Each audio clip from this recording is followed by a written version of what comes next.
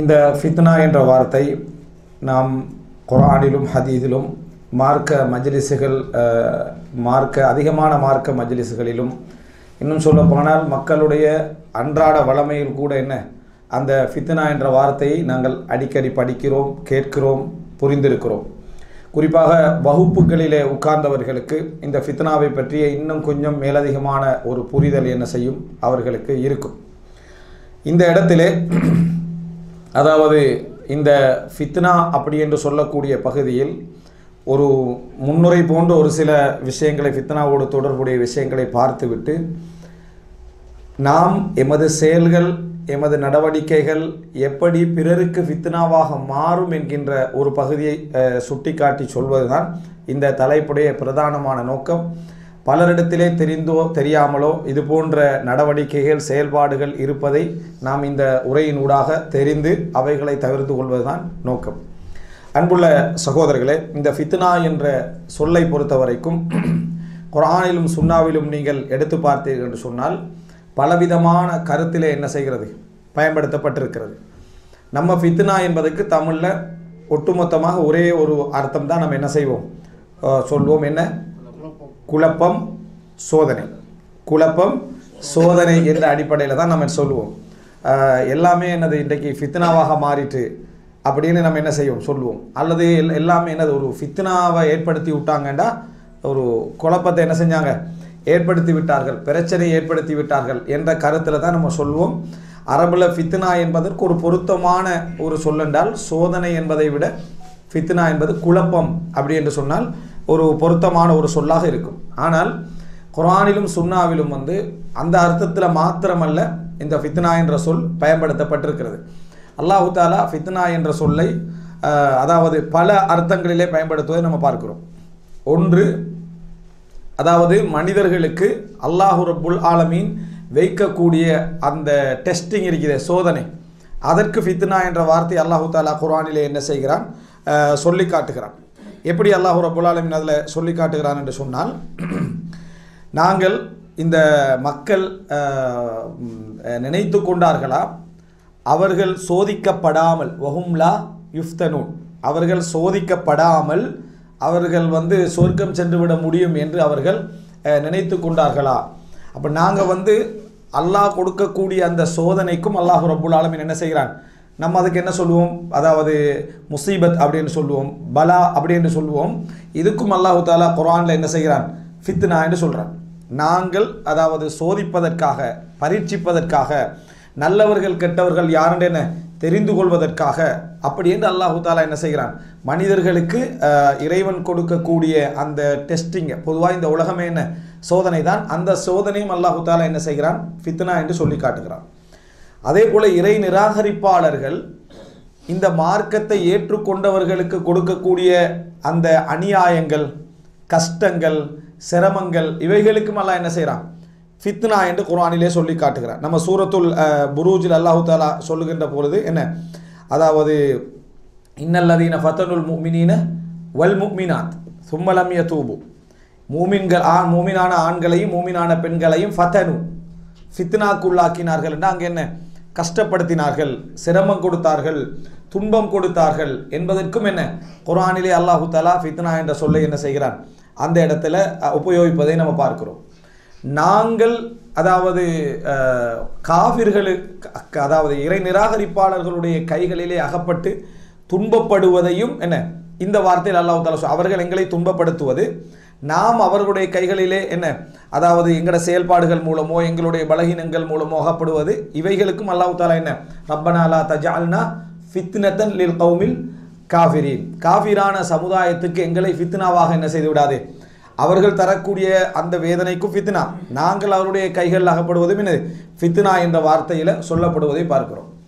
அருள்களுக்கு, இந்த உலகத்தில் வழங்கப்பட்ட அருள்கள் இருக்குது, அவைகளுக்கும் அனுமதிக்கப்பட்ட அருள்களாக இருக்கும், நம்ம பயன்படுத்துகிற அருள்களாக இருக்கும். இதற்கும் ஃபித்னா என்ற வார்த்தை குர்ஆனில் என்ன செய்கிறது, பயன்படுத்தப்பட்டிருக்கிறது. ரசூலுல்லாஹி ஸல்லல்லாஹு அலைஹி வஸல்லம் அவர்கள் முதலாவது குர்ஆனில் அல்லாஹு தாலா என்ன, உங்களது சொத்துக்களும் உங்களது பிள்ளைகளும் என்ன ஃபித்னா, உங்களுக்கு ஃபித்னா தான் அப்படின்னா அது ஹராமா, ரெண்டும் குழப்பம் ஹராம் தானே. அப்போ இது ரெண்டும் அதே அடிப்படையில் நேரடியாக மொழிபெருத்தமாட்டா என்ன, உங்களது பிள்ளைகளும் உங்களது என்ன செல்வங்களும் உங்களுக்கு குழப்பம்தான் அப்படின்னு என்ன ஃபித்னா ஹராம் தானே. அந்த அடிப்படையில் அப்போ நம்ம திருமணம் முடித்துக் கொள்ளக்கூடாது, குழந்தை பெற்றுக் கொள்ளக்கூடாது அர்த்தம் என்ன செஞ்சிடும் அதில் வந்துவிடும். அப்போ அல்லாஹு தாலா என்ன இன்னமா அம்வாலுக்கும் அவுலாதுக்கும் ஃபித்னா என்று குர்ஆனில் சொல்லி காட்டுகிறார். அங்கேயும் ஒரு ஃபித்னா என்ற வார்த்தை சொல்லப்படும். ரசூல் ஸல்லல்லாஹு அலைஹி வஸல்லம் ஹதீஸில் என்ன சொல்கிறாங்க, எனக்கு பின்னால் மா தரக்து மின் பஅதி ஃபித்னத்தன் அதர்ர அலர் ரிஜாலி மினன் நிசா, ஆண்களுக்கு மிகப்பெரிய ஒரு தீங்கிழைக்கக்கூடிய ஒரு ஃபித்னாவாக நான் பெண்களை என்ன செய்கிறேன் விட்டு செல்கிறேன் என்று ரசூல் ஸல்லல்லாஹு அலைஹி வஸல்லம் சொல்கிறாங்க. அப்போ பெண்களை விட்டு செல்கிறேன், ஃபித்னாவாக விட்டு செல்கிறேன் அப்படி என்று சொன்னால் அந்த இடத்துல வந்து பெண்கள் ஆண்களுக்கு ஃபித்னாவாக என்ன செய்வார்கள் அமைவார்கள் என்ற செய்தியை நம்ம பார்க்குறோம். அது அல்லாமல் ரசூலுல்லாஹி ஸல்லல்லாஹு அலைஹி வஸல்லம் அவங்க என்ன சொல்கிறாங்கன்னு சொன்னால் லிகுல்லி உம்மத்தின் ஃபித்னா, ஒவ்வொரு உம்மத்துக்கும் என்ன செய்யுது ஃபித்னா உண்டு. வ ஃபித்னத்து உம்மத்தி அல்மால், எனது உம்மத்துடைய ஃபித்னா என்ன சொத்து என்றாங்க. ஆண்களுக்கு பெண்கள், ஆனால் முழு சமுதாயத்துக்கும் என்ன ஃபித்னா சொத்து அப்படி என்று சொல்லி ஹதீஸில் என்ன அப்போ வருவதை பார்க்கும். இந்த செய்திகளை படிக்கிற டைம்லேயே உங்களுக்கு என்ன விளங்கிடும், ஃபித்னான்றது ஒரு கருத்தில் என்ன செய்ய இயலாது, நம்ம சொல்லவே இயலாது. ஃபித்னா அல்லாஹ் ஃபித்னா செய்கிறான்னு சொல்கிறான், நான் என்ன செய்கிறேன் நான் ஃபித்னா செய்கிறேன் யார் சொல்கிறா, அல்லாஹ் தாலா சொல்கிறான். காஃபிர்கள் ஃபித்னா செய்கிறார்கள் அல்லாஹ் தாலா என்ன செய்கிறான் சொல்கிறான். முஸ்லிம்கள் அவர்களுடைய ஃபித்னாவுக்குள் என்ன செய்வாங்க அகப்படுவாங்கன்னு அல்லாஹ் தாலா சொல்லி காட்டுகிறான். அதே போல் அதாவது குழந்தைகள் ஃபித்னா என்றான், அதே போல் சொத்துக்கள் ஃபித்னா என்றான், பெண்கள் ஆண்களுக்கு ஃபித்னா என்றான். இந்த சமுதாயத்துக்கு சொத்தே என்ன ஃபித்னா என்று சொல்லி வரக்கூடிய செய்திகளை நம்ம என்ன செய்கிறோம் பார்க்குறோம்.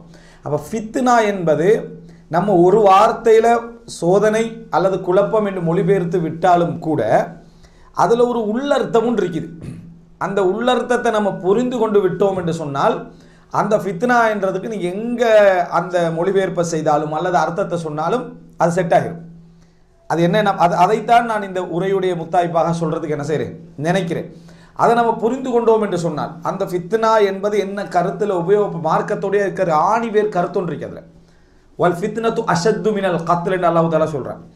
கொலையை விட ஃபித்னா என்னது குழப்பம் வந்து மிகவும் மோசமானது அப்படின்னா. வல் ஃபித்னத்து அஷத்து மினல் கத்ல் என்று அல்லாஹ் தஆலா இங்கே சொல்கிறது என்ன ஃபித்னாவை குஃப்ர ஷிர்க் அல்லாஹ் தஆலா இங்கே சொல்லி காட்டுகிறான். வல் ஃபித்னத்து அஷத்து மினல் கத்ல வெளிப்படையாக யூஸ் பண்ணுவாங்க சிலர். ஏதாவது குர்ஆன் சுன்னாவுடைய பிரச்சாரத்துடைய நேரத்தில் அங்கே ஏதாவது குழப்பங்கள் வந்த உடனேயே கொலையை விட ஃபித்னா என்னது மோசமானது, எனவே நீங்கள் ஃபித்னா செய்யாதீங்க அப்படி என்று குர்ஆனையும் சுன்னாவையும் சொல்கிற நேரத்தில் அதால் வர குழப்பத்துக்கு என்ன செய்வாங்க ஃபித்னான்னு சொல்லுவாங்க. குழப்பத்தை ஆரம்பித்தது அவங்களாய்ப்பாங்க, ஆனால் அவங்களே அந்த வசனத்தை என்ன சொல்லுவாங்க வல் ஃபித்னத்து அஷத்து மினல் கத்ல் அப்படின்னு சொல்லுவார்கள். இந்த இடத்துல ஃபித்னா என்று சொல்லப்படுறது குஃப்ரையும் ஷிர்கையும் என்ன செய்கிறது சொல்லப்படுகிறது இந்த இடம். அப்போ அல்லாஹ் தஆலா ஃபித்னா என்று சொல்கிறது எல்லா இடத்திலையும் மோசமான ஒரு வார்த்தையாக இருந்தால் அல்லாஹ் ரப்புல் ஆலமீன் தன் பக்கம் என்ன செய்ய மாட்டான் நிஸ்பத் பண்ணியிருக்க மாட்டான். அல்லாஹ் தஆலா தன் பக்கம் என்ன செய்கிறான் அதை நிஸ்பத்து பண்ணுகிறான் என்பதை இணைக்கிறான். தன் பக்கம் இணைச்சு அல்லாஹ் தஆலா என்ன செய்கிறான் சொல்லி காட்டுகிறான். இது அல்லாமலும் அதாவது அல்லாஹ் தஆலா தண்டனைக்கு ஃபித்னா இன்னும் சில விஷயங்களை சொல்லிடுறேன். தண்டனைக்கு ஃபித்னா யூஸ் பண்ணுறான். சூரா தாரியாத் 10 தொடக்கம் 14 வசனம். இப்போ நம்ம சொன்னதெல்லாம் வளமே நீங்கள் கேட்டவைகள். மற்ற வசனங்களை பாருங்கள். அல்லாஹ் தஆலா சூரா தாரியாத்தில் சொல்கிறான், நரகத்தில் வந்து அதாவது இறை நிராகரிப்பாளர்களை இட்டுவிட்டு ஸூகு ஃபித்னத்தக்கும் ஹாதல்லதி குன்தும் பிஹி தஸ்தஅஜிலூன், உங்கள் ஃபித்னாவை நீங்கள் அனுபவியுங்கள், உங்கள் ஃபித்னாவை நீங்கள் அனுபவியுங்கள், அல்லது குன்தும் பிஹி தஸ்தஅஜிலூன், இந்த நீங்கள் அதாவது அவசரப்பட்ட இந்த ஃபித்னாவை நீங்கள் அனுபவியுங்கள். இங்கே ஃபித்னாண்டா என்ன தண்டனை, இங்கே ஃபித்னாண்டா என்ன குழப்பத்தை அனுபவிங்கள்னு சொல்ல இயலாது, சோதனை அனுபவிங்கள் என்ன செய்யலாது சொல்ல இயலாது. இங்கே என்ன சொல்லலாம் தண்டனையை என்ன செய்யுங்கள் அனுபவியுங்கள்னு அல்லாஹ் தஆலா சொல்லி காட்டுகிறான்.